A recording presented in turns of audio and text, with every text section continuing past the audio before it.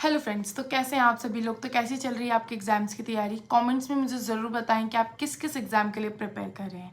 तो चलिए आज मैं आ गई हूँ एक नई अपडेट के साथ, तो शुरू करते हैं। तो जैसे कि नेटो के चीफ मार्क रेट ने भारत को चेतावनी दी है।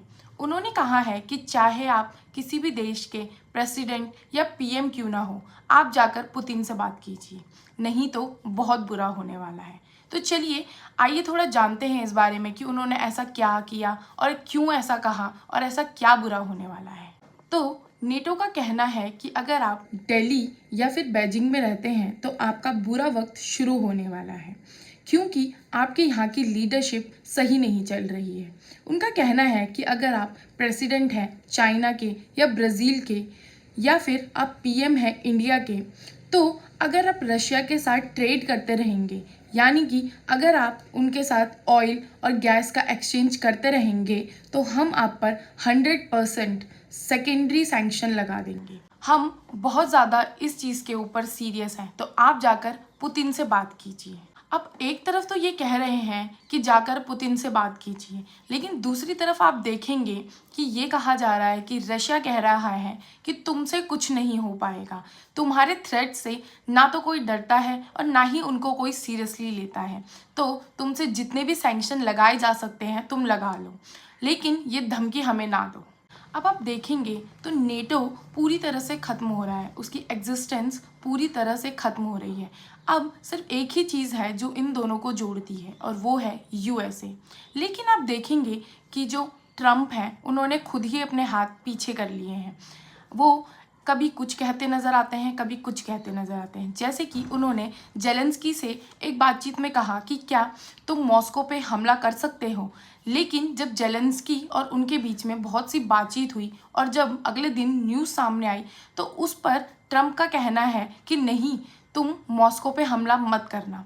अब जब ट्रम्प ही पीछे हट जाएंगे तो जो नेटो के चीफ हैं ये क्या ही कर लेंगे, फिर उनका क्या होगा। अब इस पर रशिया के भी कुछ स्टेटमेंट्स आए हैं। उन्होंने कहा है कि तुम कुछ भी कर लो, तुम कोई से भी सैंक्शंस लगा दो, we will cope with it. तो अब देखते हैं कि वो क्या कहते हैं। उनके स्टेटमेंट्स के बारे में हम आगे जानेंगे, लेकिन थोड़ा इसके बारे में डिटेल में जानते हैं। अगर आप देखेंगे तो जो नेटो है वो वैसे ही अपने एग्जिस्टेंस के लिए लड़ रहा है। तो वो क्या करना चाह रहा है कि जो पूरी दुनिया है उसे दो पार्ट्स में डिवाइड कर रहा है। एक में ब्राज़ील, रशिया, इंडिया, चाइना, इस तरह के देश हैं, और दूसरी तरफ वेस्टर्न वर्ल्ड ऑर्डर है। तो इससे क्या होगा कि सबको खतरा बना रहेगा, डर बना रहेगा कि बाहर से हम पर हमला हो सकता है, और इसलिए हमको नेटो की ज़रूरत है।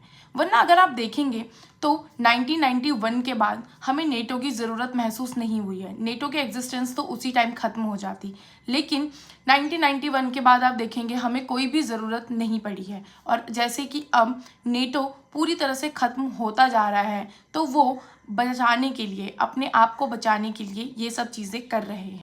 अब जैसे कि नेटो कह रहा है कि हम इंडिया और चाइना पे हिट बैक करेंगे बहुत मैसिव तरीके से। तो भाई अब ये चीज़ जो है वो करेंगे कैसे और करेगा कौन। तो नेटो के चीफ कह रहे हैं कि मैं करूँगा। तो भाई आप हो कौन। आप नीदरलैंड के एक्स प्राइम मिनिस्टर हो, और वो भी देखा जाए तो किसी को पता नहीं है कि आप नीदरलैंड के एक्स प्राइम मिनिस्टर रह चुके हो।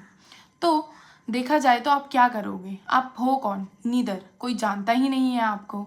तो ये सब चीज़ें कह रहे हैं, और ये सब चीज़ें वो इसलिए कह रहे हैं क्योंकि वो नेटो में है। और नेटो में किस लिए है, क्योंकि यूएस उनके पीछे खड़ा है। तो तुम्हें तो कोई भी सीरियसली नहीं लेता है, और तुम भरोसा भी किस पर कर रहे हो, ट्रम्प पर, जो कि खुद ही बैकआउट कर रहा है।